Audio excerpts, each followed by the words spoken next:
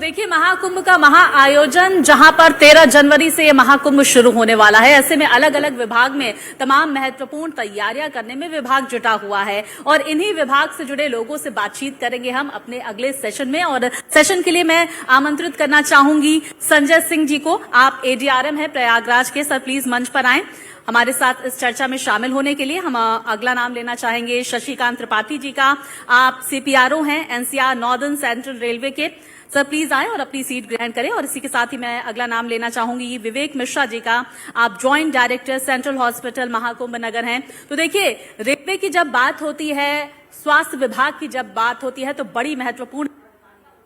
विवेक मिश्रा जी, मैं आपको पर आमंत्रित करना चाहूंगी ताकि हम इस सेशन को आगे बढ़ाएं और तमाम महत्वपूर्ण चर्चा करें किस तरह महाकुंभ को महातैयारियां की जा, अलग अलग सहयोग करता हुआ आ रहा है। एडीआरएम है आप प्रयागराज के, क्योंकि बड़ी जिम्मेदारी यहां पर रेलवेज के कंधों पर होती है और हम देख रहे हैं कई सारी अतिरिक्त ट्रेनें भी चलाई जा रही हैं और श्रद्धालुओं को किसी भी तरह की असुविधा ना हो। क्या तैयारियां आप कर रहे हैं? आपका विभाग कैसे काम कर रहा है?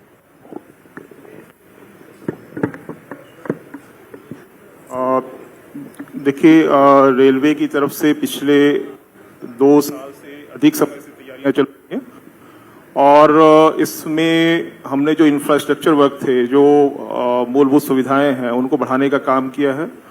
उसमें जितनी भी तरह की सुविधाएं हैं, चाहे वो प्लेटफॉर्म नए बनाने हों, आज की डेट में 48 प्लेटफॉर्म हमारे जो 9 स्टेशन हैं प्रयागराज एरिया में, जहां से हम कुंभ के जो हमारे श्रद्धालु उनको हम कैटर करेंगे, तो वहाँ पे 8 नए प्लेटफॉर्म बना करके टोटल 48 प्लेटफॉर्म हमारे हो गए। जहाँ पे कवर शेड नहीं था, वहाँ पे हमने प्लेटफॉर्म पे कवर शेड किया है।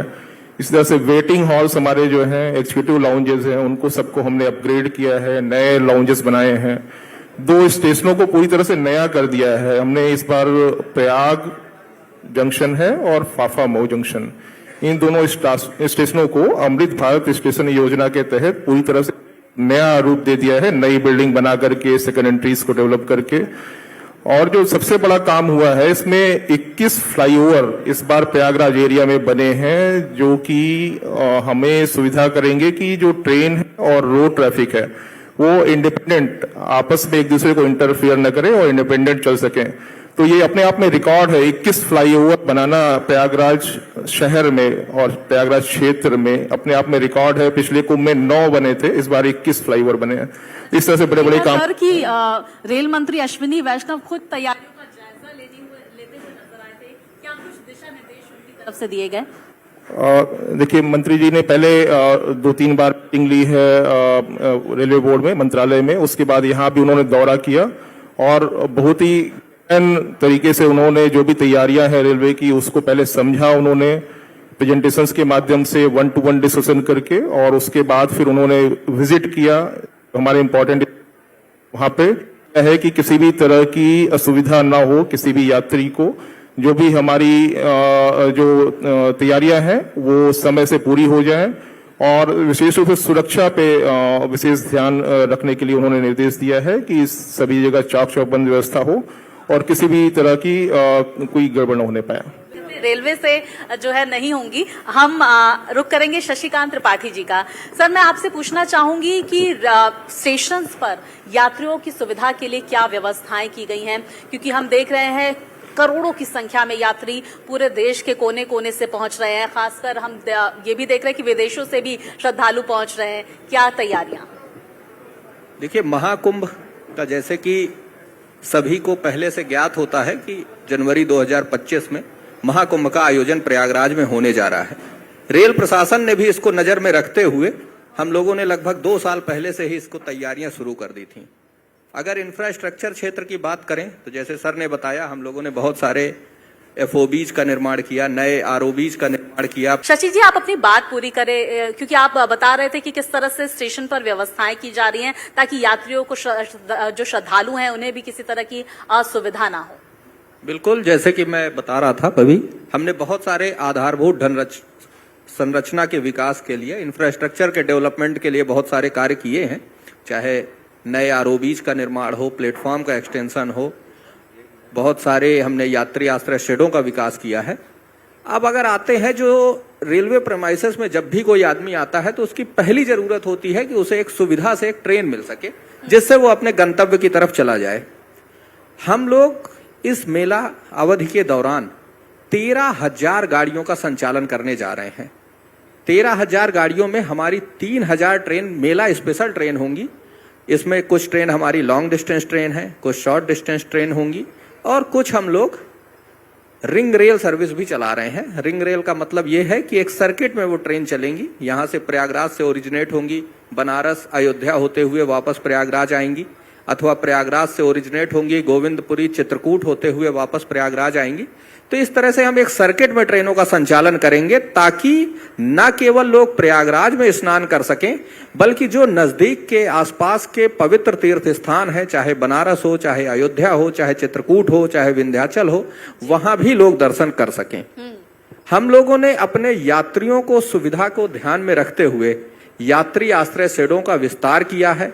उनमें जो भी बेसिक एमिनिटीज आवश्यक हैं, चाहे ड्रिंकिंग वाटर की फैसिलिटी हो, टिकटिंग की फैसिलिटी हो, मेडिकल असिस्टेंस हो, वहां पे कैटरिंग की फैसिलिटी हो, इवन हमने डिसेबल्ड के लिए अलग से वहां दिव्यांगजन के लिए वॉशरूम का निर्माण किया है ताकि यात्रियों को एक ही जगह पे सारी सुविधाएं मिल सकें और जिस पीरियड के लिए वो ट्रेन का इंतजार कर रहे हों उस पीरियड में उन्हें कहीं पे भी किसी सुविधा के लिए इधर उधर जाने की आवश्यकता ना बहुत पड़े। महत्वपूर्ण बात कही सर आपने, क्योंकि लोग जब इस तरह के आयोजन में जाते हैं उनका सबसे बड़ा यही कंसर्न होता है कि क्या हमें वो सुविधा मिलेंगी कि नहीं, खासकर जो वृद्ध लोग आते हैं उनके लिए। अब हम सबसे बड़े महकमे की भी बात कर लेते हैं, स्वास्थ्य विभाग। विवेक जी, बड़ी सारी तैयारियां आपने भी की होगी और बड़ा चैलेंज भी है क्योंकि करोड़ों की संख्या में लोग जुटने वाले हैं।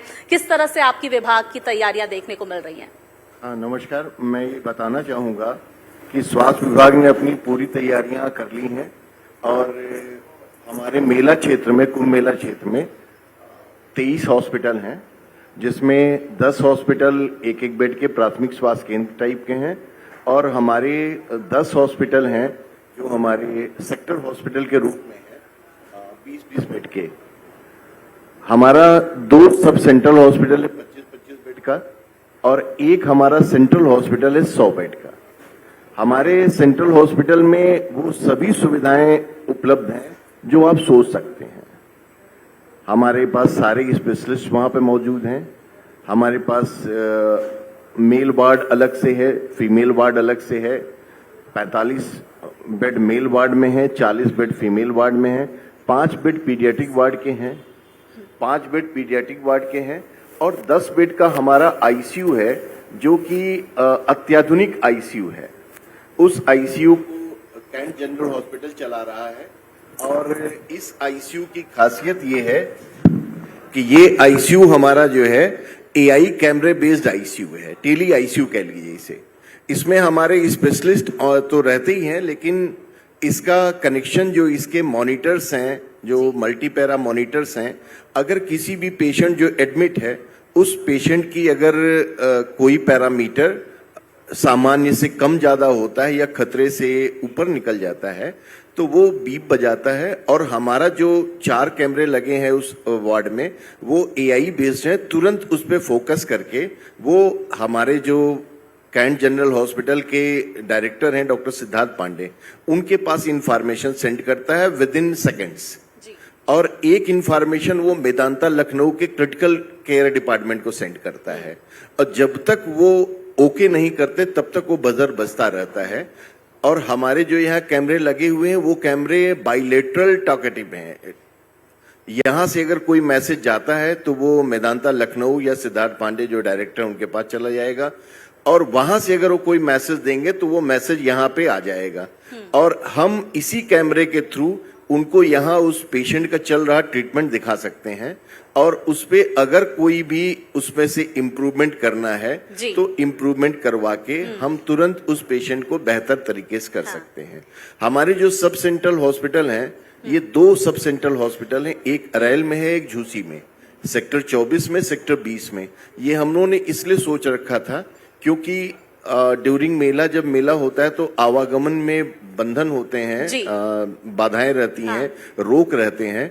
तो जिन मरीजों को जो झूसी साइड में है उनको वहां पे सब सेंट्रल हॉस्पिटल की सुविधा मिल जाए। 25 बेड के हैं और कुंभ के इतिहास में पहली बार ऐसा हुआ है कि एम्स जैसे रेस्पेक्टेबल संस्थान जी। वो उसका एम्स रायबरेली झूसी के आईसीयू को देख रहा है, सब सेंट्रल के, और अरेल के आईसीयू को हमारा कैंट जनरल हॉस्पिटल देख रहा है 10 बेड का। तो हमारे पास सारी सुविधाएं मौजूद हैं। हाँ। और उसके साथ ही साथ हम लोगों ने इलाहाबाद के जिले के जितने भी हमारे, जैसे अपने तेज बहादुर सप्रू हॉस्पिटल है, हमारा टीबी हॉस्पिटल है, हमारा कॉल्विन है, हमारा डफरिन है, डिस्ट्रिक्ट वुमेन हॉस्पिटल, और स्वरूपरानी नेहरू अस्पताल, इन चारों अस्पतालों को हम लोगों ने और ज्यादा उसको सक्षम बनाया है कि अगर हमें इन केस बर्न यूनिट अलग से बनाई गई यहाँ पे 46 बेड की, और हमारे पास जो हमारी एम्बुलेंस है, हाँ। 125 एम्बुलेंसों का काफिला है, बहुत ज्यादा तैयारियां आपने की है, जिसमें 115 एम्बुलेंस हमारी बीएलएस हैं, बेसिक लाइफ सपोर्ट,